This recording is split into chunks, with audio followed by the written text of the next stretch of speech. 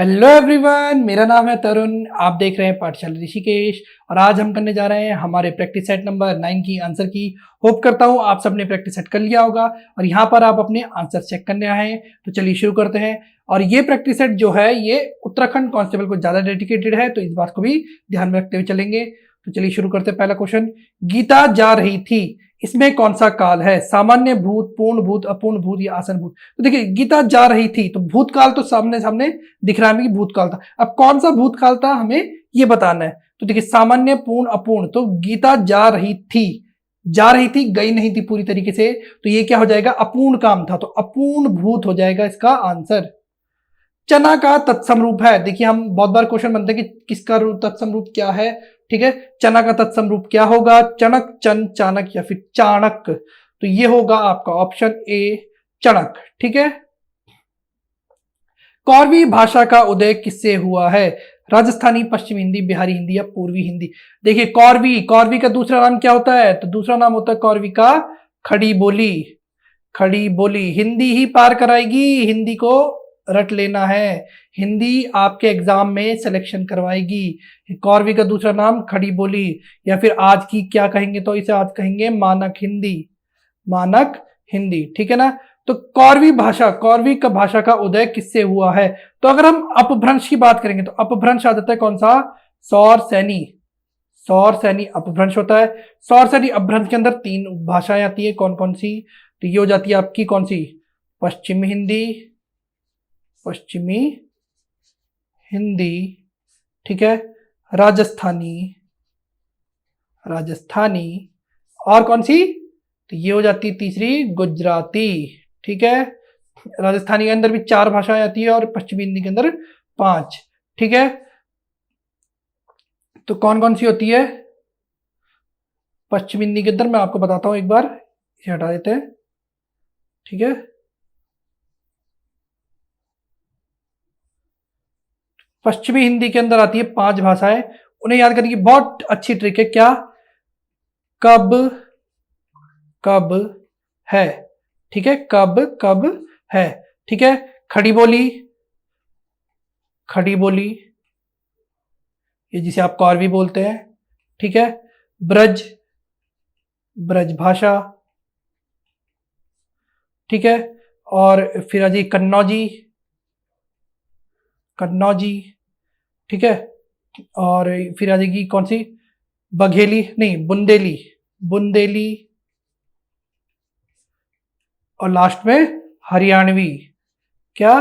हरियाणवी, या फिर इसे कहते हैं हम बांगरू, बांगरू। ठीक है, ये 5 भाषाएं पश्चिमी हिंदी में ही आती हैं। तो अब आपको आंसर भी पता चल चुका होगा, कौन सा? ऑप्शन बी, पश्चिमी हिंदी। तो चलिए आगे देखते हैं। जूही की कली, जूही की कली कविता के कवि हैं। बहुत ही प्रसिद्ध कविता है जूही की कली, और इसके कवि हैं आपके कौन से? ऑप्शन सी, सूर्यकांत त्रिपाठी निराला जी की रचना है। कौन सी? जूही की कली। पासपोर्ट को हिंदी में क्या कहते हैं? Forest guard. Forest guard 2020 paper हुआ था जो सबसे पहला, उसमें आया हुआ क्वेश्चन है, पासपोर्ट को हिंदी में कहते हैं हवाई पत्र, निर्यात पत्र, पार पत्र या फिर प्रेषण पत्र। तो अगर आप लोगों ने पिछला प्रैक्टिस सेट, मतलब कहते हैं प्रीवियस सेट पेपर करा होगा, तो आप लोग इसका आंसर बहुत ही आसानी से दे पाएंगे। इसका आंसर होगा ऑप्शन सी, पार पत्र। ठीक है, बहुत से शब्द हैं आज जिनका हम प्रयोग नहीं जानते कि हिंदी में उन्हें क्या कहा जाता है। ट्रेन होती है तो ट्रेन को कहते क्या? लौह पथ गामिनी, लौह पथ गामिनी। ठीक है ना। फुटबॉल, फुटबॉल को कहा जाता है पद कंदूक। फुटबॉल सभी खेलते हैं लेकिन नाम हिंदी में नहीं पता, पद कंदूक। ठीक है, पुलिस, पुलिस को क्या कहते हैं? जन रक्षक, जन रक्षक। बैंक, बैंक को कहा जाता है अधिकोष, अधिकोष। ठीक है ना, अधिकोष। ऐसे बहुत से शब्द हैं जिनका हमें हिंदी नहीं पता। ठीक है, निम्नलिखित में से कौन सा स्वर कंठ तालव्य है? यानी कंठ और तालव्य दोनों का प्रयोग होता है उस स्वर का उच्चारण करते समय। ठीक है, तो हम यहाँ पर उच्चारण करके देख लेते हैं। तो ये सबसे पहले होता है आ में सिर्फ कंठ का प्रयोग हो रहा है। ओ में कंठ और ओष्ठ का प्रयोग हो रहा है। ई में भी क्या हो रहा है? ई में कंठ का प्रयोग तो हो रहा है, कंठ से तो आवाज आती है, लेकिन इसका तालव्य का प्रयोग नहीं हो रहा है। तो ऑप्शन सी, जब आप बोलते हैं ए, तो आपकी जो जीभ है वो तालव्य में यानी तालु में लगती है, और कंठ से आवाज आ रही है ए की, तो ए क्या हो गया, कंठ तालव्य स्वर हो गया। वर्णमाला आपको पढ़ा चुके हैं, आप जाकर उस वीडियो को देख सकते हैं। ठीक है, किस संधि में स्वरों का परिवर्तन य र ल व में होता है? अच्छा जी, ठीक है, संधि, संधि से क्वेश्चन है। य र ल व में होता है गुण संधि, वृद्धि संधि, अयादि संधि या फिर यण संधि। ठीक है, तो य र ल व में होता है किसमें? ऑप्शन डी आपका यण संधि में। ढपोर शंख का अर्थ है, ढपोर शंख एक मतलब मुहावरा है, और इसका अर्थ क्या होता है? आपको मुहावरे दिए जाएंगे अच्छे अच्छे, ताकि आप लोगों की प्रैक्टिस और अच्छी हो सके। तो ढपोर शंख का अर्थ होता है बेवकूफ, बुद्धिमान, विख्यात या इनमें से कोई नहीं। तो अगर आप थोड़ा सा लॉजिकली सोचेंगे तो ढपोर मतलब होता है जो झूठा सा हो थोड़ा, तो ढपोर शंख का मतलब है ऑप्शन ए बेवकूफ। भाववाचक संज्ञा बताइए, ठीक है ना, संज्ञा बताइए कौन सी? भाववाचक। तो लड़कापन, लड़काईपन, लड़कापन, लड़काई या फिर लड़कपन। तो ऑप्शन डी, बहुत ही सरल क्वेश्चन, लड़कपन हो जाएगा भाववाचक संज्ञा। वह श्रेष्ठ उपासक है में विशेष्य है, श्रेष्ठ, वह है या फिर उपासक। ठीक है, तीन चीजें होती है, कौन क्या क्या? विशेषण, विशेष्य और विशेष्य और प्रविशेषण, प्रविशेषण। ठीक है, तो विशेषण तो होता है यानी उसकी विशेषता बताना, विशेष्य होता है जिसकी विशेषता बताई जाए, जिसकी विशेषण जिसकी विशेषता बताई जाए उसे कहते हैं विशेष्य। और प्रविशेषण, ठीक है ना, प्रविशेषण होता है जो विशेषण की भी विशेषता बताया जाए। ठीक है ना, जैसे अगर यहां पे होता वह बहुत श्रेष्ठ उपासक है, तो बहुत क्या हो जाता? प्रविशेषण हो जाता। ठीक है, लेकिन हमने यहां बात करी किसकी? उपासक की, तो उपासक हो जाएगा आपका ऑप्शन डी क्या? विशेष्य। क्यों? क्योंकि श्रेष्ठ है, उपासक क्या है? श्रेष्ठ है, यानी श्रेष्ठ बताया जा रहा है, उसकी विशेषता बताई जा रही है कि वो जो उपासक है वो श्रेष्ठ है, यानी विशेष्य कौन सा हो गया? उपासक। निम्नलिखित शब्दों में से एक में उपसर्ग का प्रयोग नहीं हुआ है। जी ठीक है, कुचाल, कुख्यात, कुयोग या कुलीन। ठीक है, तो उपसर्ग क्या होता है? जो शब्दों के आगे लगते हैं, क्या लगते हैं? आगे लगते हैं। ये गलत सेंटेंस होता है, शब्दों के प्रारंभ में लगते हैं, आगे तो ये हो जाता है। ठीक है ना, शब्दों के प्रारंभ में लगते हैं, उन्हें क्या कहते हैं? उपसर्ग। ठीक है, तो उपसर्ग कुचाल, तो कु और चाल अलग अलग हो जाता है। कुख्यात, ख्यात भी होता है, और कु, तो ये भी ठीक है। कुयोग, योग भी बनेगा।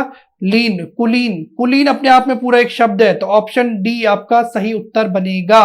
ठीक है, ये ध्यान रखते हुए चलना है, आपको शब्दों को तोड़ के देखना है, ये तोड़ना है। हाँ जी, ये मतलब बनता है इस तरीके से। ठीक है, छलिया, पठनीय व कहानी में कौन सा प्रत्यय निहित है? ठीक है, क्वेश्चन प्रत्यय से आया, अब आए उपसर्ग से आया, अब आए प्रत्यय से। तो उसी तरीके से करेंगे, क्या करेंगे? शब्दों को तोड़ेंगे। तो छलिया, ठीक है, लिखा गया है क्या? छलिया, तो इसे तोड़ेंगे हम तो क्या बनेगा? छल धन लिया, सॉरी इया, छल धन इया, छल धन इया।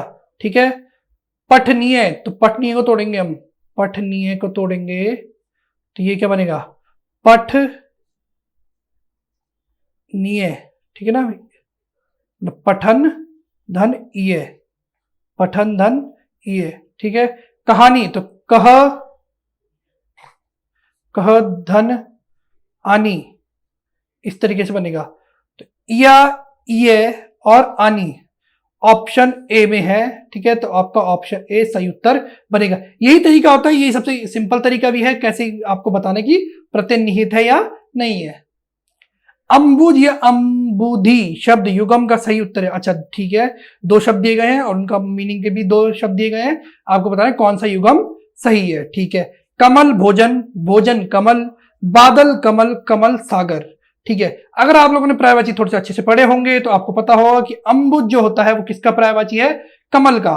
ठीक है, तो देखिए दो ऑप्शन तो बाहर हो गए वैसी, अब बचा ऑप्शन ए और ऑप्शन डी। तो अंबुधि, अंबुधि कहा जाता है सागर को, तो ऑप्शन डी कमल और सागर इसका सही उत्तर बनेगा। ठीक है, पर्यायवाची तो आपको याद करने ही पड़ेंगे, पर्यायवाची के लिए और कोई ऑप्शन नहीं है। निम्न में से संयुक्त वाक्य का चयन कीजिए। ठीक है जी, परिश्रमी व्यक्ति ही सफलता प्राप्त करता है। मैं पढ़ता हूं और वो गाता है। जो परिश्रम करता है वही आगे बढ़ता है। क्या मेरे बिना वह पढ़ नहीं सकता? ठीक है जी। तो आपको बताना है क्या संयुक्त वाक्य। तो संयुक्त वाक्य में क्या प्रयोग होता है? संयुक्त वाक्य में होता है और, या, जैसे, ठीक है ना, इस तरीके का। और सबसे ज्यादा प्रयोग होता है किसमें? संयुक्त वाक्य में। तो मैं पढ़ता हूं और वह गाता है, ये होगा संयुक्त वाक्य। ये होगा आपका सरल वाक्य, ये होगा सरल वाक्य, ये होगा मिश्र वाक्य। क्यों? क्योंकि इसमें कॉमा लगा है। ठीक है, या तो कॉमा लगा होता है, कोई चिन्ह होता है, या फिर कुछ तरीके से होता है, जैसे तैसे, इस तरीके से शब्दों का प्रयोग होता है। निम्नलिखित में से कौन सा वाक्य, निम्नलिखित में से कौन सा वाक्य शुद्ध है? प्रत्येक श्रमिकों को 2-2 रुपए मिले। इतने में हल्की सी हवा का एक झोंका आया। ठीक है। प्रेम का मूल्य आका नहीं जा सकता। मैंने पार्टी में 8-10 रसगुल्ला खाया। ठीक है, तो ये तो पहले, सबसे पहले डी वाले को बाहर करेंगे। मैंने पार्टी में 8-10 रसगुल्ले खाए, तो ये हो गया गलत। फिर हम पहले वाले से चेक करेंगे। प्रत्येक श्रमिकों को 2-2 रुपए दो। अब अगर या तो आप प्रत्येक का इस्तेमाल कीजिए या फिर 2-2 का इस्तेमाल कीजिए, या इस तरीके से श्रमिकों को 2-2 रुपए मिले, या प्रत्येक श्रमिकों को 2 रुपए मिले, इस तरीके से बनेगा। तो ये भी क्या हो गया? गलत हो गया। इतने में हल्की सी हवा का एक झोंका आया। ठीक है, हल्की सी हवा का एक झोंका आया, तो ये भी गलत हो जाएगा। क्यों? क्योंकि हल्की सी हवा नहीं होगी। हवा तो स्त्रीलिंग है, तो उसमें हवा के लिए आप प्रयोग कर सकते हैं, लेकिन यहां बात हो रही है हवा के झोंके की, और झोंका क्या है? पुल्लिंग है। तो हल्का सा हवा का एक झोंका आया, इस तरीके से ये वाक्य बनेगा। तो ये भी गलत हुआ। तो बचा एक, प्रेम का मूल्य आका नहीं जा सकता। ऑप्शन सी इसका सही उत्तर बनेगा। मेंढक को जुकाम होना का अर्थ है। ठीक है, ये भी मुहावरा है आपके लिए। भयंकर बरसात होना, भयंकर सर्दी होना, बिना जान पहचान के लेन देन, बिना योग्यता के योग्य होने का नखरा। इसे तो आप बहुत अच्छे से, आसानी से ऑड इवन आउट कर सकते हैं, और इसका आंसर बनेगा ऑप्शन डी आपका, बिना योग्यता के योग्य होने का नखरा दिखाना। छाती के बल चलने वाले के लिए एक शब्द क्या होगा? भुजंग, उरग, तुरग या फिर कुरंग। अगर आपने पर्यायवाची याद करे होंगे तो ये क्वेश्चन भी आपको बहुत आसानी से हो जाएगा। ठीक है ना, तो इसका आंसर बनेगा आपका ऑप्शन बी, उरग। क्या बनेगा? उरग बनेगा। अगर आपको ध्यान होगा तो सर्प का पर्यायवाची होता है क्या? उरग। और उस सर्प भी क्या है? छाती के बल चलता है, तो ऑप्शन बी उरग इसका सही उत्तर होगा। अनुप्रास अलंकार के कितने भेद होते हैं?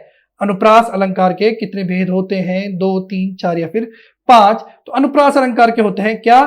5 भेद। कौन कौन से होते हैं? तो ये होते हैं आपके वृत्त्यानुप्रास, ये क्रम में नहीं है, बस जैसे, ठीक है ना, छेकानुप्रास, श्रुत्यानुप्रास,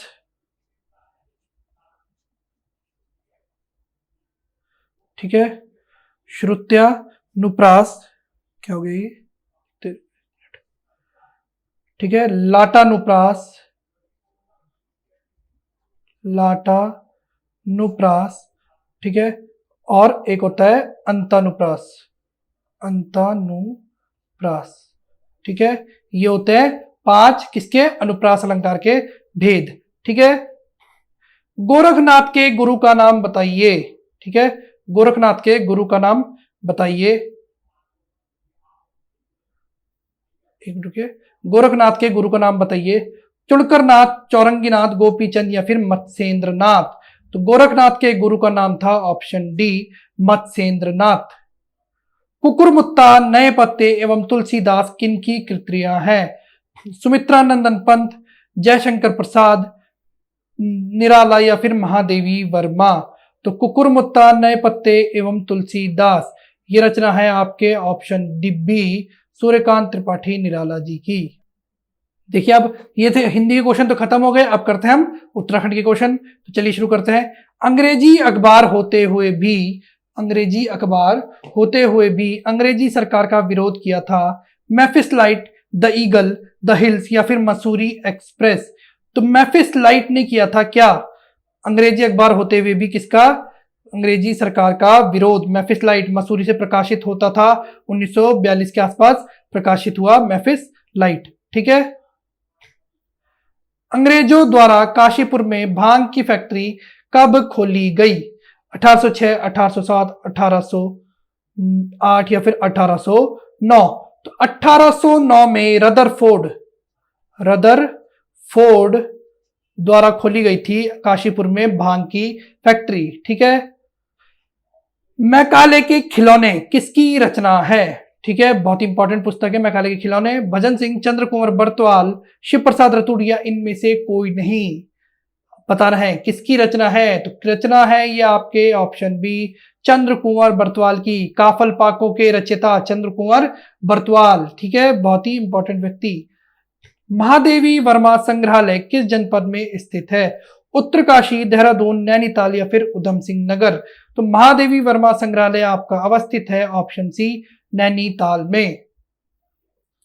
किस गीत को दुड़ा नृत्य भी कहा जाता है? किस गीत को दुड़ा नृत्य भी कहा जाता है? बसंती गीत, खुदेड़ गीत, चौफला गीत या फिर बाजूबंद गीत। तो ऑप्शन डी आपका बाजूबंद गीत इसका सही उत्तर होगा। ठीक है, खुदेड़ गीत कब गाते हैं? जब कन्या को मायके की याद आती है। चौफला गीत किया जाता है बहुत सारे सांस्कृतिक कार्यक्रम में, और वैसे ही बसंती गीत है प्रणय गीत। ठीक है। खलिया बुग्याल किस जनपद में स्थित है? चमोली, पिथौरागढ़, उत्तरकाशी या फिर टिहरी। तो खलिया बुग्याल आपका अवस्थित है किसमें? ऑप्शन बी, पिथौरागढ़ में। पिथौरागढ़ में बुग्यालों की संख्या काफी है, उसमें से एक है खलिया बुग्याल। ठीक है।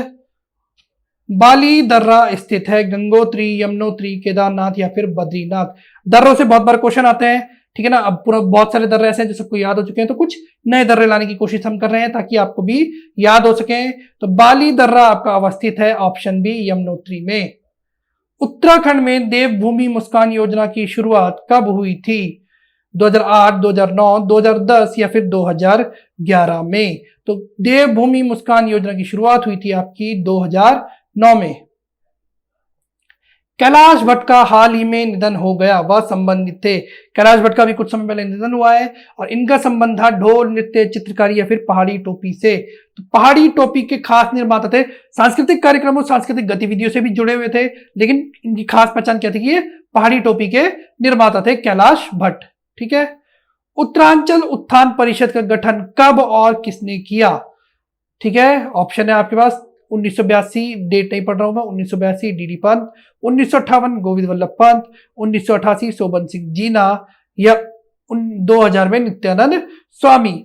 तो उत्तरांचल उत्थान परिषद, ठीक है, उत्थान हुआ। देखिए 1988 में हरिद्वार की क्या हुई? स्थापना हुई। हरिद्वार इंसान आता है, नहाने आता है और उत्थान हो जाता है उसका। तो 1988 में हुई थी उत्तरांचल उत्थान परिषद की स्थापना शोभन सिंह जीना द्वारा। ठीक है।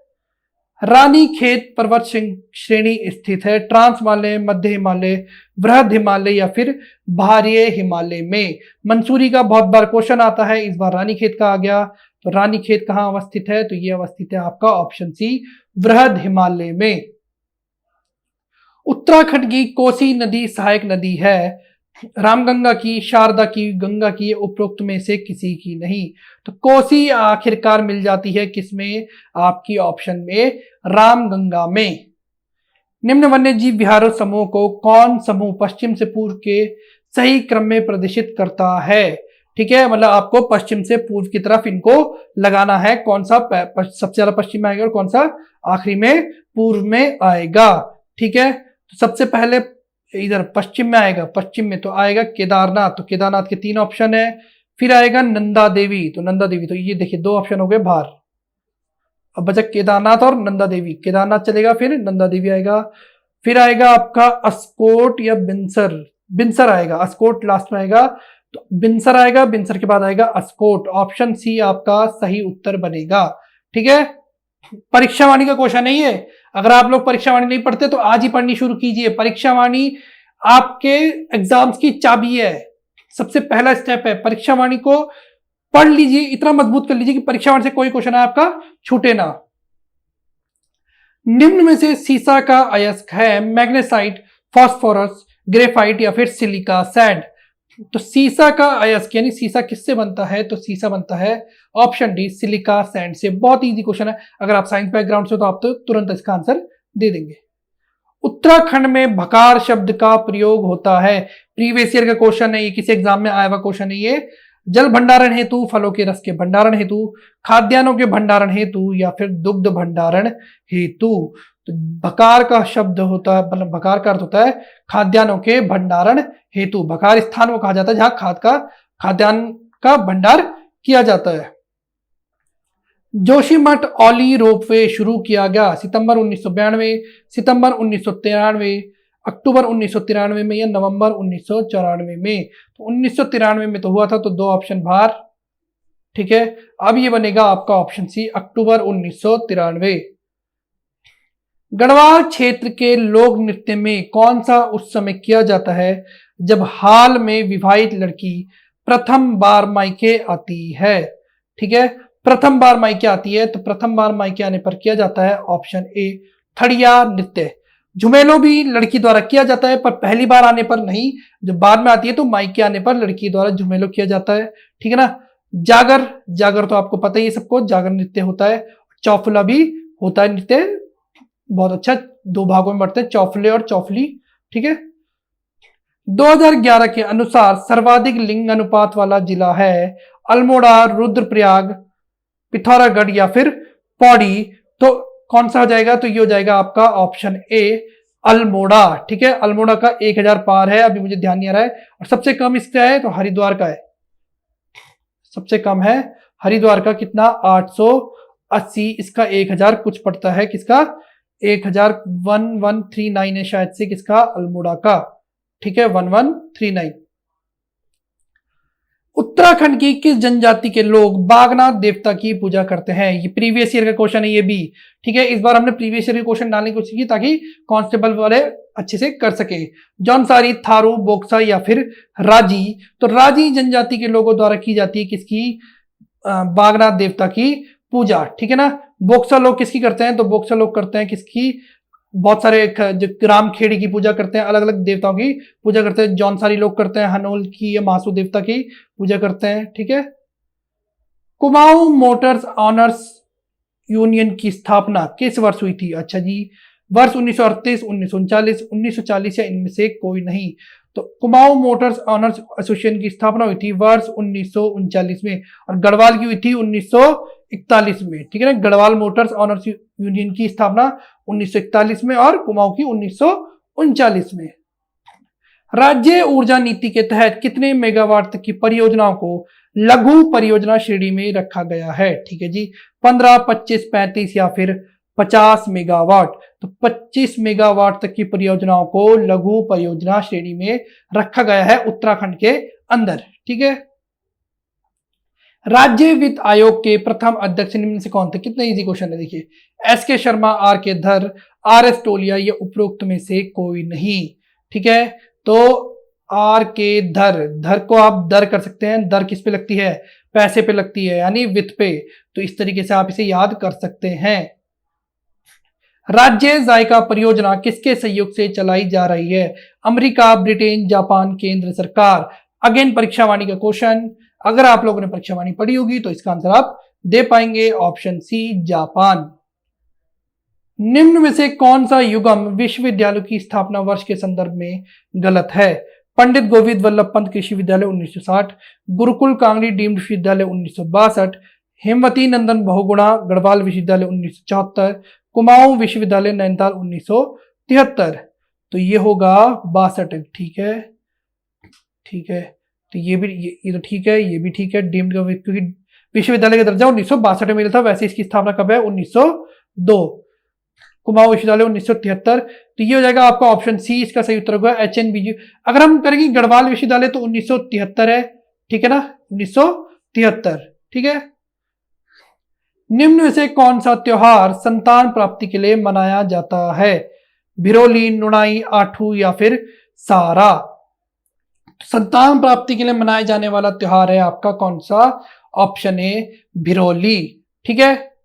सारा मनाया जाता है, सारा गांव में कोई भी बीमारी ना फैले इसलिए मनाया जाता है कौन सा त्योहार, सारा। ठीक है।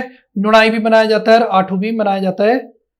हमेल नामक आभूषण पहना जाता है कान में, नाक में, कलाई में या फिर गले में। हमेल कहाँ पहना जाता है, तो हमेल पहना जाता है आपका ऑप्शन डी, गले में। ठीक है, गले में पहना जाता है, और इसका दूसरा नाम है कौन सा, चवन्नी माला, चवन्नी माला, ठीक है, चवन्नी माला। चवन्नी माला सिक्कों की, छोटे छोटे सिक्कों की माला होती है, गले में पहना जाता है, स्त्रियों द्वारा पहना जाता है। निम्न में से किस देवी को नाग कन्या भी कहा जाता है? बहुत ही अच्छा क्वेश्चन है। मनसा देवी, चंडी देवी, धारी देवी या फिर गर्जिया देवी? तो मनसा देवी को नाग कन्या भी कहा जाता है, ठीक है। मनसा देवी का मंदिर है किस पे? बिल्ब पर्वत पर, बिल्ब पर्वत, बिल्ब पर्वत हरिद्वार। चंडी देवी का है नील पर्वत पर, ठीक है, ये ध्यान रखेंगे, नील पर्वत। कॉमन पिकॉक को कब राज्य तितली घोषित किया गया? 4 नवंबर 2016, 5 नवंबर 2016, 6 नवंबर 2016 या फिर 7 नवंबर 2016? तो ऑप्शन डी 7 नवंबर 2016 को कॉमन तितली को राज्य तितली घोषित किया गया। उत्तराखंड में हाथी अस्पताल कहां खोला गया है? उत्तरकाशी, अल्मोड़ा, हरिद्वार या फिर देहरादून? तो देखिए इसमें से आप दो ऑप्शन आसानी से बाहर कर सकते हैं। बाहर मतलब थोड़ा सा लॉजिक लगा के, कैसे? उत्तरकाशी बाहर, क्योंकि हाथियों को कहां ले जाएंगे? अल्मोड़ा भी थोड़ा पहाड़ी क्षेत्र में आता है, तो कहां जाएंगे? बचा हरिद्वार और देहरादून, दो प्लेन एरिया। और इसमें से ऑप्शन सी आपका हरिद्वार सबसे सही आंसर बनेगा। उत्तराखंड में हाथी अस्पताल हरिद्वार में खोला गया है। राज्य का पहला डायनासोर पार्क किस जनपद में विकसित किया जा रहा है? ठीक है ना, डायनासोर पार्क या फिर आप कह सकते हैं जुरासिक पार्क। जुरासिक, असली डायनासोर नहीं होंगे यहाँ पे, ऐसा मत सोचिएगा, थोड़ा थीम बनाया जाएगा डायनासोर पार्क की तरह, डायनासोर के थीम में बनाया जा रहा है ये पार्क। और ये बनाया जा रहा है आपका ऑप्शन ए नैनीताल। नैनीताल में एक जगह है स्नो व्यू, स्नो व्यू, वहां पर ये बन रहा है। कौन सा ताल ब्राउन ट्राउन मछली के लिए प्रसिद्ध है? ठीक है, मंगलाचू ताल, डोडी ताल, फाचकंडी ताल या फिर नचिकेता ताल? तो ब्राउन ट्राउन मछली के लिए प्रसिद्ध है आपका ऑप्शन बी डोडी ताल। मंगलाचू ताल किस लिए प्रसिद्ध है? तो यहां पे कहते हैं कि ताली बजाओ, ताली बजाओ तो पानी उबलने लगता है, ठीक है ना। फाचकंडी ताल में तो पानी उबलता हुआ ही है, ठीक है। नचिकेता ताल भी उत्तरकाशी में नचिकेता के नाम पर रखा गया है, ठीक है। राज्य सरकार द्वारा फिल्म नीति किस वर्ष घोषित की गई? 2013, 2015, 14, 15 या फिर 16 में? तो फिल्म नीति किस वर्ष लागू की गई थी? तो ये की गई थी 2015 में, और बोर्ड बनाया गया था 2016 में, ठीक है। दामोला विवाह प्रथा किस जनजाति में पाई जाती है? राजी, थारू, बोक्सा या फिर भोटिया? तो दामोला विवाह प्रथा होती है आपकी ऑप्शन डी भोटिया में। इसमें क्या होता है कि जो वो होते हैं लड़की की तरफ वाले होते हैं, जो दूल्हे की तरफ के लोग होते हैं, वो सिर्फ दूल्हे के नाम पर ही लड़की को अपने साथ लेके जाते हैं, दूल्हा आता ही नहीं है बारात लेकर, ठीक है। हिमालय का इतिहास नामक पुस्तक किसने लिखी है? मदन चंद्र भट्ट, यशवंत सिंह कटौच, हरि कृष्ण रतूड़ी या फिर बद्री दत्त पांडे? तो ये बुक लिखी है आपकी किसने? मदन चंद्र भट्ट ने, ठीक है। हरि कृष्ण रतूड़ी ने लिखी है गढ़वाल का इतिहास, गढ़वाल का इतिहास। इन्होंने लिखी है कुमाऊं का इतिहास, कुमाऊं का इतिहास, ठीक है। यशवंत सिंह कटौच लिखिए उत्तराखंड का इतिहास, उत्तराखंड का इतिहास। तो आपको पता चल गया चारों ने कौन कौन सी बुक लिखी है, ठीक है। और मदन चंद्र हिमालय का इतिहास। रूपकुंड पर किस वर्ष डाक टिकट जारी हुआ? 2003, 2004, 2005 या फिर 2006? तो रूपकुंड पर हुआ था कब? ऑप्शन डी 2006 में डाक टिकट जारी हुआ था। डाक टिकटों से बहुत बार क्वेश्चन आते हैं, तो आपको ध्यान रखना है। जागर संरक्षण दिवस कब मनाया जाता है? 10 सितंबर, 17 सितंबर, 19 सितंबर या फिर 4 अक्टूबर को? तो 17 सितंबर को मनाया जाता है जागर संरक्षण दिवस, प्रीतम बर्तवान के जन्मदिन पर, प्रीतम बर्तवान के जन्मदिन पर, ठीक है। चंद्रवंश का अंतिम शासक कौन था? बहुत ही हल्का क्वेश्चन अगर चंद्रवंश से देखा जाए तो। महेंद्र चंद, मोहन चंद, दीपचंद या फिर सोमचंद? तो सोमचंद तो सबसे पहले थे चंद्रवंश के संस्थापक, ठीक है। तो ये हो जाएगा ऑप्शन ए महेंद्र चंद। आखिरी शासक हुए, हवाला बाग के युद्ध में गोरखाओं से हार गए और गोरखाओं का शासन हो गया कुमाऊं पर। खुड़बुड़ा युद्ध के दौरान पवार वंश का राजा कौन था? सुदर्शन शाह, प्रद्युम्न शाह, प्रताप शाह या फिर कीर्ति शाह? तो खुड़बुड़ा युद्ध के दौरान जो थे और खुड़बुड़ा युद्ध में मारे भी गए, तो वो थे आपके प्रद्युम्न शाह। कुमाऊं ग्रीवेंस कमेटी की स्थापना कब की गई? 1921, 1922, 1923 या फिर 1924? तो कुमाऊं ग्रीवेंस कमेटी की स्थापना हुई थी 1921 में, विलियम, ठीक है ना, ट्रेल तो नहीं, कुमाऊं ग्रीवेंस कमेटी की स्थापना हुई थी 1921 में। टिहरी रियासत में कुल कितने भूमि बंदोबस्त हुए? 3, 4, 5 या फिर 6। तो टिहरी रियासत में कह सकते हैं आपकी जो उत्तरकालीन टिहरी रियासत थी, जब यहाँ पे अंग्रेज आ गए थे, जो टिहरी रियासत रही उसमें 5 ही राजा हुए और 5 राजाओं ने अपना अपना भूमि बंदोबस्त किया।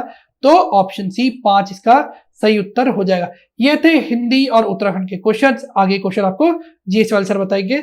धन्यवाद। हेलो एवरीवन, स्वागत है आपका पाठशाला ऋषिकेश के यूट्यूब चैनल पर। तो जो उत्तराखंड के एग्जाम्स चल रहे हैं, हम उनकी प्रैक्टिस कर रहे हैं। ये प्रैक्टिस सेट उनके लिए है। हम जीएस का सॉल्यूशन करेंगे। पाठशाला ऋषिकेश के ऑफलाइन बैचेस को आप एनरोल कर सकते हैं एसएससी, बैंक, रेलवे के लिए, वो सभी न्यू बैचेस हैं। और उत्तराखंड के लिए, उत्तराखंड के एग्जाम्स के लिए भी स्पेसिफिक बैचेस चल रहे हैं और हर सैटरडे को आपको मिलता है प्रैक्टिस सेट। तो चलिए पहले क्वेश्चन के साथ स्टार्ट करते हैं। और आपको ध्यान देना है कि क्वेश्चन पढ़ें और आपको आंसर पहले सोच लेना है। जो क्वेश्चन आपको पहली बार दिख रहा है, नया है या आपने याद किया था लेकिन आपको सही एग्जैक्टली मालूम नहीं है, वो आपको अपने नोट्स के साथ भी ऐड कर लेना है।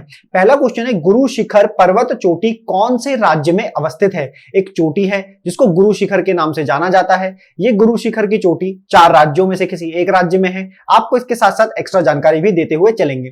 तो देखिए आंसर हो जाएगा राजस्थान में गुरु शिखर चोटी है, जिसकी हाइट है 1722 मीटर। ये अरावली रेंज के अंतर्गत, अरावली जो रेंज है या अरावली जो श्रेणी है उसके अंतर्गत आने वाली एक प्रमुख चोटी है। तो आपको याद कर लेना है। यहीं पर माउंट आबू है जो जैनियों का एक तीर्थ स्थल है। माउंट आबू जो है यहां पर ब्रह्म कुमारीज का भी है, तो आपको ध्यान देना है। आगे चलते हैं। दिलवाड़ा का जैन मंदिर भी वहां पर है। एवरेस्ट पर चढ़ने वाली द्वितीय भारतीय महिला कौन है? 4 ऑप्शन आपके सामने हैं। देखिए द्वितीय पूछा है, क्वेश्चन में ध्यान देंगे, जल्दबाजी नहीं कर देंगे। एवरेस्ट को फतेह करने वाली, चढ़ने वाली पहली महिला का अगर नाम आता है तो आप कहेंगे बिछेंद्री पाल है, जिन्होंने 1984 के आसपास इस चोटी को फतह किया था। ठीक है, अभी हम जानते हैं कि 8848.86 के आसपास माउंट एवरेस्ट की हाइट है। तो बोला दूसरी महिला बताओ। तो देखो सेकंड महिला का नाम बिल्कुल याद रखो, संतोष यादव जो हैं वो हो जाएगा सही आंसर। सही आंसर हो जाएगा सी, संतोष यादव। इन्होंने 1992 के आसपास इन्होंने माउंट एवरेस्ट पर चढ़ाई की थी। आगे चलते हैं। क्वेश्चन है हुंड्रू या हुंडू लिखा हुआ है लेकिन इसको आप हुंड्रू भी पढ़ सकते हैं। हुंड्रू जलप्रपात, वाटरफॉल, वाटरफॉल, हुंड्रू वाटरफॉल कहां पर है? ये क्वेश्चन पूछा गया है।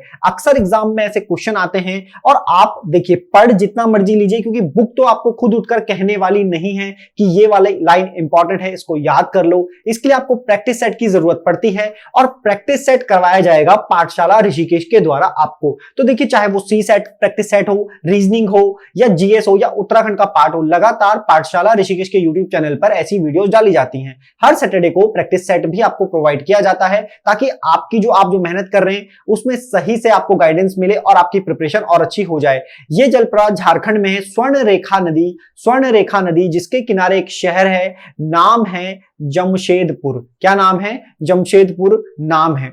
आगे चलते हैं। पाराद्वीप बंदरगाह, देखो पोर्ट, हमारे यहाँ जो जल परिवहन है उसके लिए बंदरगाहों का सहारा लिया जाता है। तो बंदरगाह बड़े इंपॉर्टेंट हैं। कुछ पूर्वी तट के बंदरगाह हैं और कुछ पश्चिमी तट के बंदरगाह हैं। उन्हीं में से एक बंदरगाह है पाराद्वीप। कहां पर है? केरल में, उड़ीसा में, महाराष्ट्र में, आंध्र प्रदेश में। तो आप कहेंगे पाराद्वीप जो है वो है उड़ीसा में। केरल में कौन सा है? तो केरल में है कोची। केरल में है कोची। महाराष्ट्र में कौन सा है? तो जवाहरलाल नेहरू या नौवा शेवा जो पोर्ट है वो महाराष्ट्र में है। आंध्र प्रदेश में कौन सा है? तो आंध्र प्रदेश में बहुत ही फेमस है विशाखापट्टनम, जो डलनौज पहाड़ी के पीछे छिपा हुआ है। ये याद रखना है। आगे चलते हैं। पृथ्वी स्थित है सोलर सिस्टम से, क्वेश्चन 4 ऑप्शन है। जब हम सूर्य को समझते हैं कि सूर्य है और उसके पीछे चारों तरफ जो ग्रह हैं वो ट्रेवल कर रहे हैं, तो हमें ध्यान देना चाहिए कि उनका क्रम हमें याद हो, है ना। ये क्रम हमें याद होना चाहिए। तो हम मरकरी से शुरू करते हैं, वीनस पे जाते हैं, अर्थ पे जाते हैं, मार्स पे जाते हैं, फिर यहां पर एक उल्का पिंड की लेयर आती है। ठीक है, उल्का पिंड मेटेरॉइड्स की लेयर आती है। उसके बाद जुपिटर आता है, फिर सैटर्न होता है, फिर होता है यूरेनस और फिर होता है नेपच्यून। ठीक है, अगर हम यहां पर बात करें तो मैंने कहा ये वीनस है, ये अर्थ है और ये है मार्स। तो पृथ्वी किसके बीच स्थित है? शुक्र और मंगल के मध्य में स्थित है। आगे चलते हैं, दक्षिणी गोलार्ध में सबसे बड़ा दिन कब होता है? देखिए, पृथ्वी को दो गोलार्धों में बांटा गया है, पृथ्वी को दो गोलार्धों में बांटा गया है। 0 डिग्री इसको बांटती है नॉर्थ हेमिस्फीयर और साउथ हेमिस्फीयर में, उत्तरी गोलार्ध और दक्षिणी गोलार्ध में। उत्तरी गोलार्ध में जब सबसे बड़ा दिन होता है जब कर्क रेखा पर सूर्य चमकता है 21 जून को, तो उत्तरी गोलार्ध में बड़ा दिन हो गया 21 जून को। इसी तरह से एक रेखा है जिसको आप कहते हैं मकर रेखा, या कैप्रिकॉर्न लाइन, जब यहां पर सूर्य चमकता है 22 दिसंबर को, तो दक्षिणी गोलार्ध पर बड़ा दिन होता है। इसकी पूरी डिटेलिंग वीडियो भी जल्दी ही आएगी और क्लास में ये पढ़ाया गया है हमारे द्वारा, तो बच्चों को ये याद रहता है। आंसर हो जाएगा 22 दिसंबर, क्योंकि दक्षिणी गोलार्ध सदर्न हेमिस्फीयर में क्वेश्चन पूछा गया है। आगे समझते हैं और चीजों को करते हुए चलना है। बहुत सारे रिसर्च सेंटर पूछे जाते हैं एग्जाम में, आपको रिसर्च सेंटर याद कर लेने हैं। राष्ट्रीय कृषि अनुसंधान प्रबंधन अकादमी कहां अवस्थित है? ये सवाल पूछा गया है। देखिए, थोड़ा सा टेढ़ा सा सवाल है, अगर आपने पहले नहीं देखा है तो आप इसे शायद ना कर पाए। ये एग्रीकल्चर का रिसर्च और मैनेजमेंट सिस्टम है। ये मैनेजमेंट सिस्टम है हैदराबाद में। कहां है? हैदराबाद में, मैनेजमेंट के लिए रिसर्च मैनेजमेंट एकेडमी। ठीक है, नई दिल्ली में नेशनल एग्रीकल्चर सेंटर है, तो आपको याद रखना है नई दिल्ली में। आगे समझिए, संसार का सर्वाधिक सक्रिय ज्वालामुखी कहां है? सक्रिय ज्वालामुखी पूछा है, आपको बात ध्यान देनी है। एक्टिव वोल्केनो, भारत में भी दो ज्वालामुखी द्वीप हैं, भारत में कौन से हैं? एक का नाम है बैरन जो एक्टिव है, और एक का नाम है नारकोंडम। क्या नाम है? एक का नाम है नारकोंडम। ठीक है, एक का नाम है नारकोंडम। कहां है ये दोनों हैं अंडमान निकोबार में। ये कहां पर है? ये है अंडमान एंड निकोबार में है। तो इतनी बात आपको ध्यान देनी है, बहुत अच्छे से समझना है ताकि आपकी तैयारी अच्छी हो पाए। क्वेश्चन है संसार का सर्वाधिक सक्रिय ज्वालामुखी। संसार का सर्वाधिक ज्वालामुखी जो है वो किलायू है, किलायू यूएसए में है, आपको ध्यान देना है। फ्यूजियामा कहां है? ये है जापान में। कहां पर है? जापान में। कोटोपेक्सी कहां है? इक्वाडोर में है कोटोपेक्सी। ये याद रखने, कई बार सीधा सीधा इनकी कंट्री, इनका देश पूछ लिया जाता है। उम्मीद है आपको चीजें समझ आ रही होंगी। विशुवियस जो है वो इटली में है। कहां है? इटली में है। स्ट्रोम्बोली नाम का, जिसे भूमध्य सागर का द्वार कहा जाता है, वो भी कहां है? वो भी है इटली में। आगे चलते हैं, और निम्नलिखित महाद्वीपों में से किसमें देशों की संख्या अधिकतम है? आपने कॉन्टिनेंट पढ़े होंगे, कहा होगा सबसे बड़ा कॉन्टिनेंट एशिया। ठीक है, सबसे छोटा कॉन्टिनेंट आपने कहा होगा ऑस्ट्रेलिया। बहुत बढ़िया। आपने 6th कहा होगा जी साउथ अमेरिका। ठीक है, कोई दिक्कत नहीं। आपने कहा होगा 5वां कौन सा है? आपने कहा होगा 5वां अंटार्कटिका है। कौन सा है? अंटार्कटिका है। ठीक है, दूसरा कौन सा है? अफ्रीका है। तीसरा कौन सा है? आप कहेंगे उत्तरी अमेरिका है। उत्तरी अमेरिका जो है वो तीसरा कॉन्टिनेंट है। तो चौथा कौन सा है? चौथा है यूरोप। ठीक है, ये इनके साइज के अकॉर्डिंग है, लेकिन क्वेश्चन है किसमें देशों की संख्या सबसे ज्यादा है? तो 54 है अफ्रीका में, 51 है एशिया में। ठीक है, 51 है एशिया में, अफ्रीका में है 54। सबसे ज्यादा देशों की संख्या कहां है? अफ्रीका में है। आगे चलते हैं, आगे क्वेश्चन में देखेंगे जो हमारा क्वेश्चन है नेक्स्ट। ब्लैक फॉरेस्ट पर्वत स्थित है। ब्लैक फॉरेस्ट पर्वत कहां है? फ्रांस में, जर्मनी में, रूस में, यूक्रेन में। तो ध्यान दो, जो जर्मनी है वहां पर है ब्लैक फॉरेस्ट पाया जाता है। ठीक है, ब्लैक पर्वत है। फ्रांस में अगर हम बात करें तो एक वॉसजेयस नाम का पर्वत है, वॉसजेयस। तो ब्लैक फॉरेस्ट कहां है? जर्मनी में है ब्लैक फॉरेस्ट। ठीक है, आगे चलते हैं। हड़प्पा निम्नलिखित में से किस सभ्यता से संबंध है? Harappa, Indus valley civilization. Answer आ जाएगा इसका, क्योंकि इंडस वैली सिविलाइजेशन को ही हड़प्पा सिविलाइजेशन, मोहनजोदड़ो सिविलाइजेशन कहा जाता है। 1921 का टाइम ड्यूरेशन आप याद करेंगे, नाम याद आएगा राखाल दास बनर्जी। इनकी ही अध्यक्षता, इनका नाम है यहां पर कि इन्होंने किया है, तो ये ध्यान रखना है। ठीक है, ऐसा ही दूसरा नाम आता है मोहनदास। ठीक है, मोहनदास नाम आता है, वो भी आप ध्यान रखेंगे। आगे चलते हैं, सिंधु घाटी के लोग पूजा करते थे। अगेन क्वेश्चन सिंधु घाटी से है, एंशिएंट हिस्ट्री से क्वेश्चन है, और ऐसे टॉपिक जो हर सब्जेक्ट से वहां से इंपॉर्टेंट क्वेश्चन आते हैं, तो उन सब्जेक्ट को हमें क्या करना चाहिए? बार बार रिवाइज करना चाहिए, बार बार पढ़ना चाहिए। क्वेश्चन है सिंधु घाटी के लोग पूजा करते थे क्या? पशुपति की करते थे, इंद्र की, वरुण की, ब्रह्मा की, विष्णु की, किसकी करते थे? तो भैया पशुपति नाथ की करते थे। इनका अंकन भी मिला है, ठीक है। पशुपति नाथ की प्रकृति के रूप में पूजा की जाती थी, आपको ध्यान रखना है। आगे चलते हैं, किस वेद में सभा, वेदों से सवाल, सभा और समिति को प्रजापति की दो पुत्रियां कहा गया है? वेदों की बात है, चार वेद कहा जाते हैं, ऋग्वेद, सामवेद, यजुर्वेद, अथर्ववेद।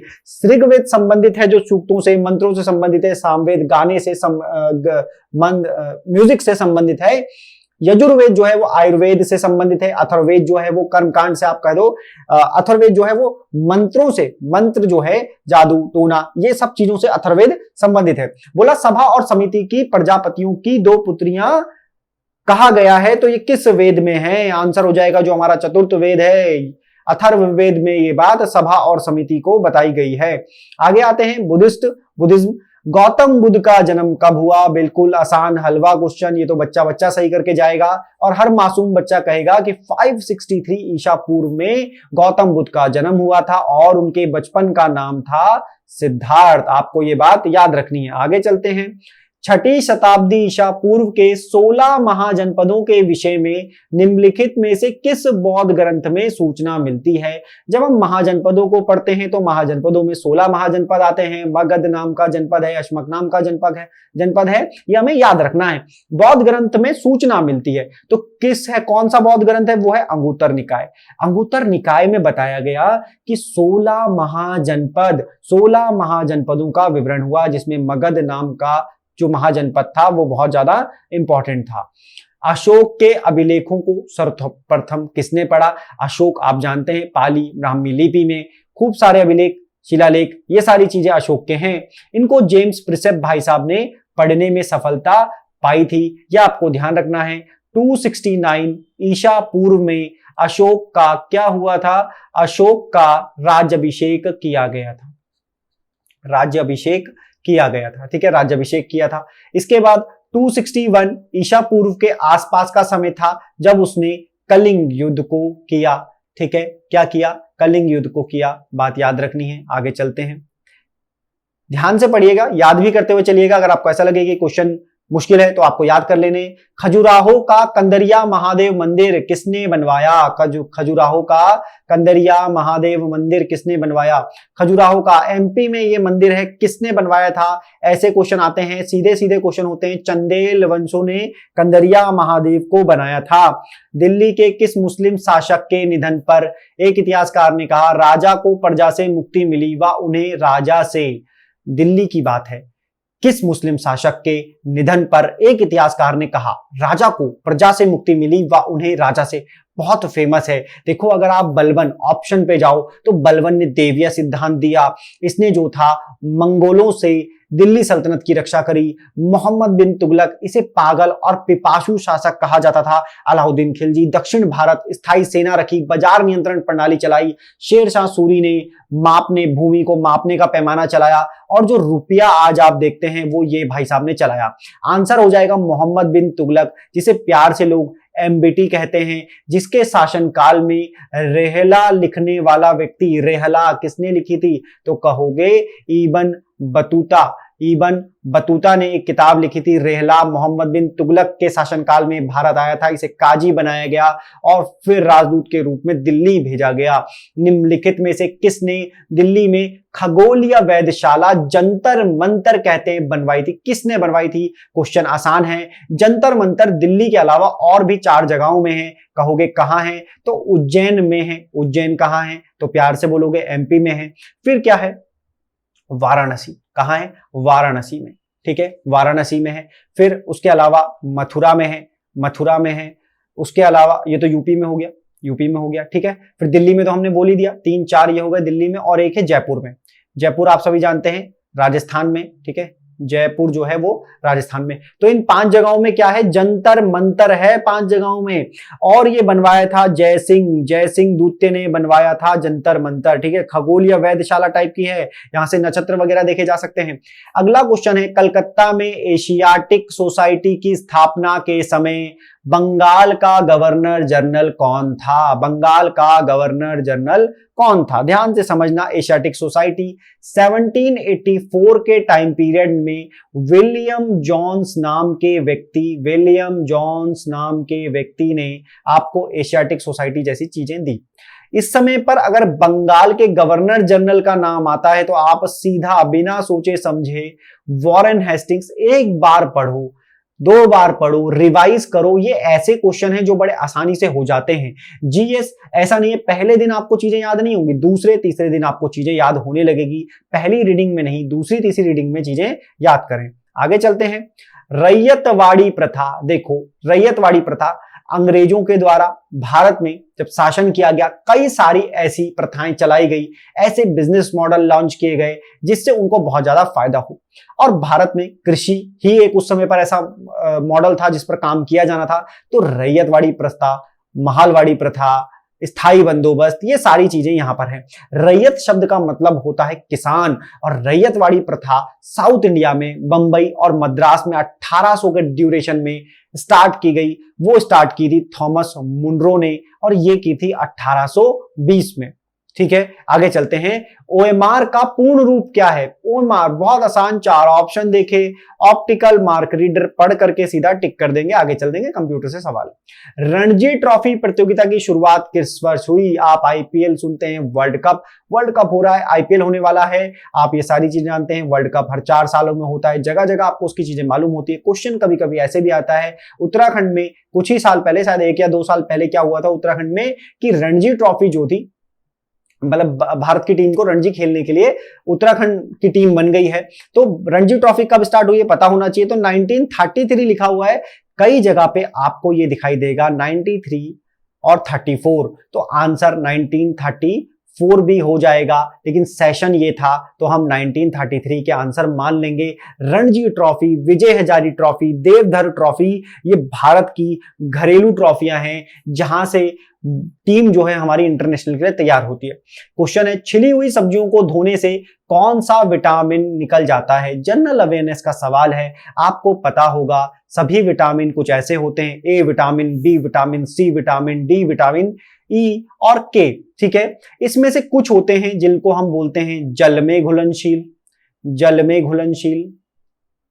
ठीक है, जो जल में घुल जाते हैं, और कुछ होते हैं जिन्हें हम बोलते हैं वसा में घुलनशील, ये हम इन्हें कहते हैं। मेरी बात समझना, वसा में घुलनशील। तो देखो जो बी और सी हैं बस यही जल में घुलनशील हैं। तो जब जल में घुलनशील हैं तो बी और सी जो होंगे वो जल में घुलनशील होंगे। तो विटामिन सी क्या हो जाएगा, जब सब्जियां धोई जाएंगी तो वो विटामिन निकल जाएंगे क्योंकि वो घुलनशील हैं, उसमें घुल जाएंगे। आपको ये ध्यान रहना है, याद कर लो। बीसी आसान क्वेश्चन जनरल अवेयरनेस का। पहली कंप्यूटर भाषा कौन सी विकसित की गई? पहली कंप्यूटर भाषा, तो देखो आसान, कोबोल, बेसिक, फोर्ट्रान, पास्कल, ये सब लिखा हुआ है। आंसर हो जाएगा फोर्ट्रान जो भाषा है जिसे बोलते हैं फॉर्मूला ट्रांसलेशन, आईबीएम ने तैयार की थी। पहली कंप्यूटर भाषा विकसित हुई। आगे चलते हैं।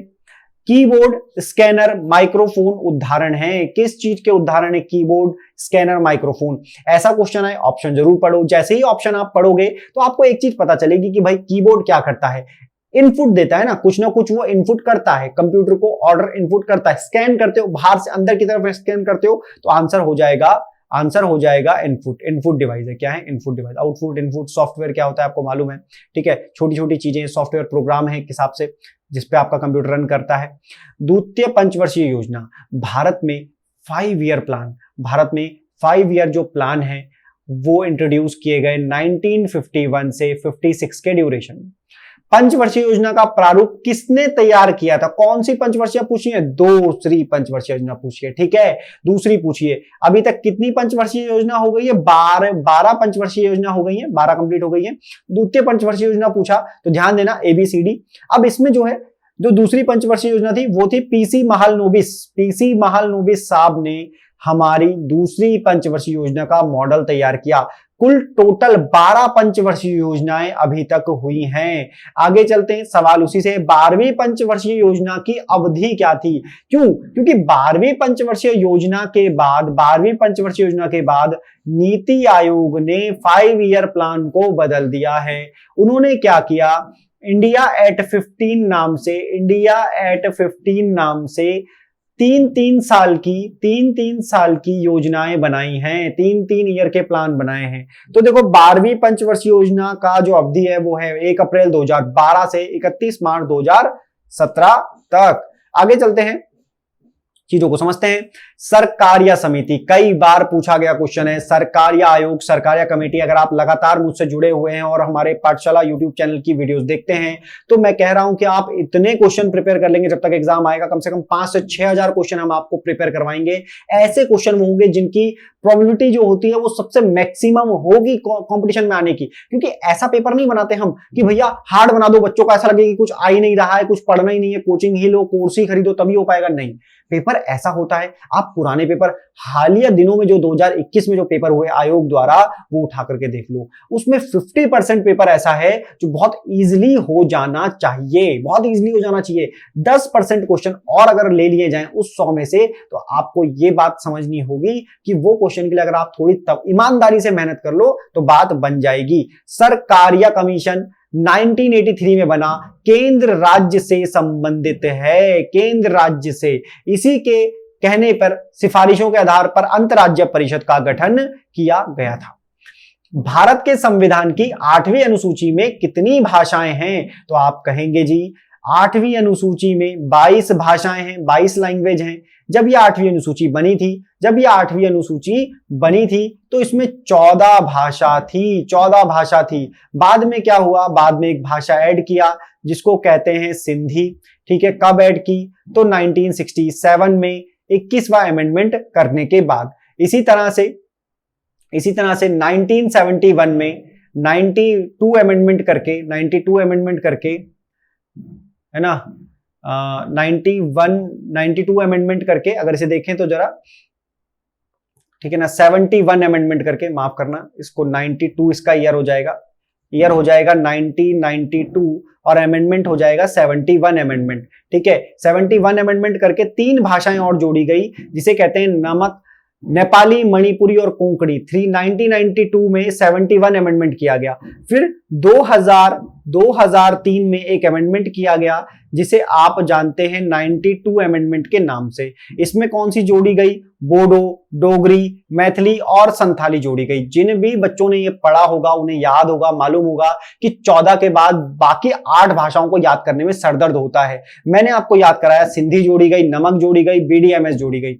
ये याद कर लो तो 22 भाषाएं टोटल हो जाएंगी। नमक में नेपाली, मणिपुरी, कोंकणी, बोडो, डोगरी, मैथिली और संथाली सब याद यहां पर कराया जाएगा। आगे चलते हैं, शिक्षा को किस संविधान संशोधन द्वारा राज्य सूची से हटाकर समवर्ती सूची में रख दिया गया? इंफॉर्मेशन नोट करो, शिक्षा जो सब्जेक्ट है उसको कहां रखा गया है? समवर्ती सूची में। ठीक, अब शिक्षा को रखा गया है, अमेंडमेंट कौन सा है? तो देखो 42वां जो अमेंडमेंट है 1976 का ये अमेंडमेंट है 42वां, और यहां पर शिक्षा को कहां डाल दिया भैया? डाल दिया समवर्ती सूची में। आगे चलते हैं, भारत के प्रधानमंत्री क्या होते हैं? 4 ऑप्शन आपके सामने हैं।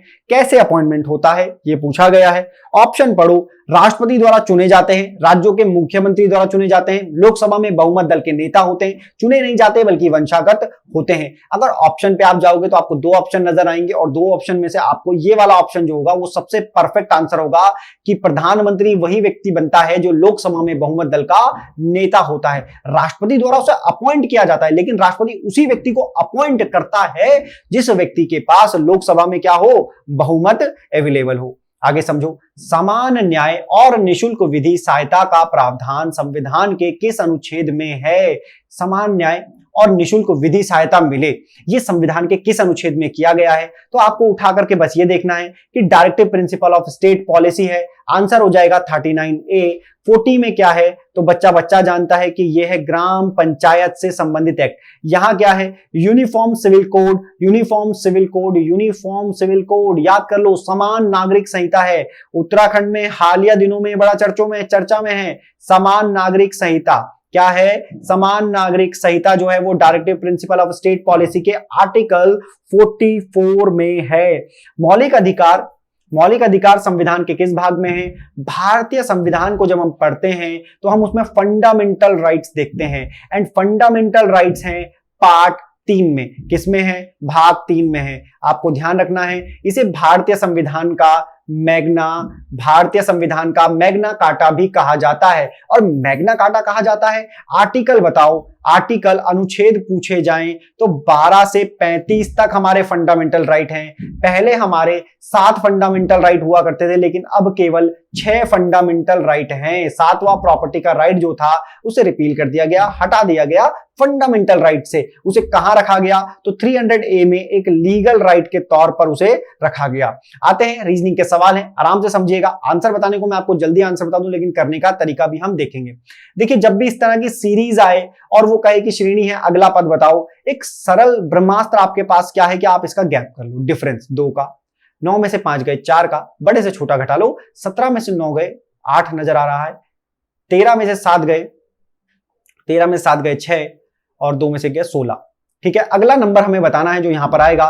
तो मेरी बात देखो, इसको डबल करो, 4 यहां जोड़ दो, इसको डबल करो 8 हो गया, 4 को 8 करो और इसको जोड़ दो 17, इसको डबल करो 16 और इसको जोड़ दो 33। तो अब इसको डबल करो 32, और जैसे ही आप इसे जोड़ोगे 33 और 32 को, तो 3 और 2 5 कहता है, 65 हो जाएगा आंसर। लुप्त पद क्या होगा? तो लुप्त पद हो जाएगा 65। ऐसे हलवा सवाल आपके एग्जाम में आते हैं, आपको वो करने हैं। फिर से, क्योंकि प्रैक्टिस सेट है ये और आपकी प्रैक्टिस बनानी है, जो आप नहीं करते हो वही तो करना है। यही आपके लिए जो पाठशाला ऋषिकेश का प्रैक्टिस सेट है वो आपकी यही तैयारी करवाता है, और आपको अप्रैल माह से ये प्रैक्टिस सेट पाठशाला में करने की सुविधा भी मिलेगी। आप आइए, ओएमआर के साथ बैठिए, 2 घंटे प्रॉपर प्रैक्टिस सेट कीजिए, एनालाइज कीजिए, मार्क्स देखिए और फिर घर जाइए। और धीरे धीरे आपको ये प्रैक्टिस सेट जब आपके पेपर में आएगा तो आपको भेज दिया जाएगा डेली सुबह सैटरडे को, ताकि आप घर में भी प्रॉपर तैयारी कर पाएं। देखिए, फिर से क्या करिए, ऐसा ब्रह्मास्त्र है कि भैया गैप निकालो। देखो डिफरेंस कितना है, 8 में से 5 गए 3, 12 में से 8 गए 12 में से 8 गए 12 में से 8 गए 4, 12 में से 8 गए 4, 17 में से 12 गए 5, ये 4 है। 23 में से 17 गए तो 6, यहां कुछ होगा और फिर यहां कुछ होगा, तो 3 4 5 6 का गैप आ रहा है, तो 7 कर लो, 23 7 30 हो जाएगा, 23 7 30 हो जाएगा। फिर ये 8 हो जाएगा। देखो, अगर यहां पर 30 होगा तो 8 जोड़ेंगे, ये आ जाएगा। तो 3 ऐड हो रहा है, 4 ऐड हो रहा है, 5 ऐड हो रहा है, 6 ऐड हो रहा है, 7 ही होगा, फिर 8 ही होगा। तो चीजें दिखती हैं, जब तक वो बन ना जाए तब तक आप उसे चेंज ना करें, आराम से देखें, पैरेलल बनाएं।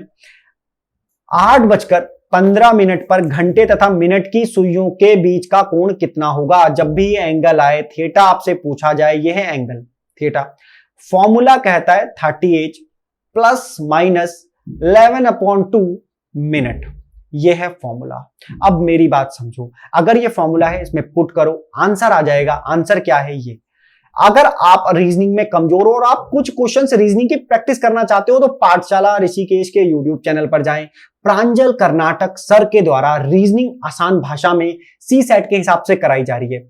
बुरा ना मानो तो देखो, ऐसा है 10 से 15 सवाल अगर तुम कर लोगे तभी तुम प्रैक्टिस कर पाओगे। तो टाइम निकालो, समय निकालो, एक कॉपी बनाओ रीजनिंग की और वहां पर कर दो खूब सारी प्रैक्टिस। इसमें कुछ मत करो। 30h का मतलब है कि आप क्या करें, 8 रख लें, प्लस माइनस 11/2 है, मिनट रख लें, यहां पर 15। जैसे इसको काटेंगे पीटेंगे तो कुछ आ जाएगा, देखते हैं क्या आता है। 8 3 24, 240 प्लस माइनस इसको मल्टीप्लाई कर लो, 165 हो जाएगा, 15/11। ठीक है, 15-11 ये मल्टीप्लाई हो जाता है। 11 से कैसे मल्टीप्लाई करते हैं किसी भी दो नंबर की? दोनों का बीच का नंबर जोड़ो, 6, एक को इधर 5 को इधर, तो ये वही 165 आता है। ट्रिक है, सब कुछ मल्टीप्लीकेशन हो जाती है। और अपॉन 2 भी कर लो, फिर काट लो।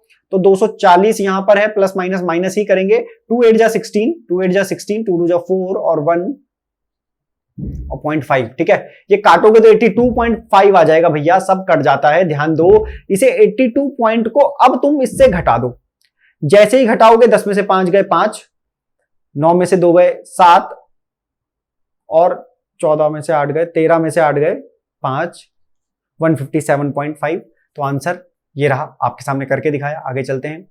एक व्यक्ति अपने पुत्र से 24 वर्ष बड़ा है, 2 वर्ष बाद उसकी आयु अपने पुत्र की आयु का दोगुना होगी। पुत्र की वर्तमान आयु कितनी है? देखिए, करने के उसके बहुत सारे तरीके हो सकते हैं। बेसिक से मैं आपको बता के जाऊंगा ये क्वेश्चन। आंसर जिन लोगों को जल्दी है आंसर जानने की, तो आंसर भी बता देता हूं, लेकिन पहले कर लेते हैं, कैलकुलेट कर लेते हैं पहले। देखिए, इसको x मान के भी किया जा सकता है, पिता पुत्र मान के भी किया जा सकता है, जैसे करना है वैसे कर लो। मैं कैसे करूंगा? तो मैंने कहा कि मान लेते हैं, जो बोला एक व्यक्ति अपने पुत्र से 24 वर्ष बड़ा है, अगर पिताजी को हम फादर कह दें और पुत्र को हम एस कह दें, तो बोला जो पिताजी है वो अपने बेटे से कितने वर्ष बड़े हैं? तो बोला 24 वर्ष बड़े, तो 24 वर्ष बड़े हो गए। जैसे ही पुत्र की आयु में 24 जुड़ेगी, पिताजी के बराबर आ जाएगी, क्योंकि पिताजी 24 वर्ष बड़े हैं। और मैं कह रहा हूं कि पिताजी और बेटाजी बराबर हैं, तो बराबर कब होंगे? जब बेटे की एज में 24 जोड़ दोगे, जोड़ दिया। 2 वर्ष बाद की कंडीशन ले लो, ये उसकी आयु अपने पुत्र की आयु का दोगुना होगी। 2 वर्ष बाद उसकी आयु मतलब पिताजी की आयु पुत्र की आयु का दोगुना होगी, तो 2 वर्ष फिर से कर लो, पुत्र की आयु का दोगुना होगी। अब इसे सॉल्व कर लो। अब देखो आपने क्या करा, f बराबर आपने कहा है s प्लस 24, तो यहां पर f की जगह पे s प्लस 24 प्लस 2 कर लो। हमने f की जगह पे ये वाली कंडीशन रख ली, क्योंकि बराबर इक्वल टू कह रहे हैं, और क्या चाहिए, बराबर रख लो, यहां कर लिया। इसको भी सॉल्व कर लो, 2s प्लस 4।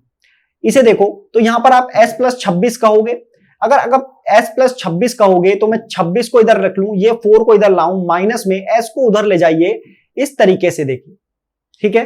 अब आप इसे घटा दीजिए, इसे आप कहेंगे 22, इसे आप कहेंगे 26 में से 22 गया, और 2s में से अगर s जाएगा तो सिर्फ s बचेगा। तो सन, s मतलब बेटा, सन हमने लिया है, f मतलब फादर, s मतलब सन, s हो जाएगा 22। पुत्र की ही आयु बतानी है, तो हम पुत्र की वर्तमान आयु बता देंगे, ये हो जाएगी 22 साल। अगर वो पूछते कि पुत्र की 22 है तो बताओ कि भैया पिताजी की कितनी होगी, तो 22 24 को जोड़ लो, इन दोनों को जोड़ लो, इन दोनों को जोड़ लो, आंसर पिताजी की हो जाएगी, ठीक है। तो 22 वर्ष आंसर आ गया। आगे चलते हैं, करंट अफेयर से सवाल है, स्मृति ईरानी महिला बाल विकास मंत्रालय की लेखिका के तौर पर पहली पुस्तक कौन सी है? पहली बुक लिखी है इन्होंने, इसलिए ये इंपॉर्टेंट है। तो देखो, लाल सलाम एक किताब है, सीधा सीधा आंसर है लाल सलाम, है ना। पुलवामा के आसपास और छत्तीसगढ़ में पुलवामा में नहीं, छत्तीसगढ़ दांतेवाड़ा के आसपास जब हमला हुआ था, उसके ऊपर ये किताब इन्होंने लिखी है, लाल सलाम, ठीक है, आपको ये ध्यान देना है। The monk who transformed UP, अब नहीं, ये यूपी है, उत्तर प्रदेश के बारे में बोला गया है। तो एक भाई साहब है, नाम है शांतनु गुप्ता, क्या नाम है? शांतनु गुप्ता, उन्होंने लिखी है। फियरलेस गवर्नेंस तो सभी जानते हैं, नाम है किरण बेदी, भारत की पहली महिला आईपीएस।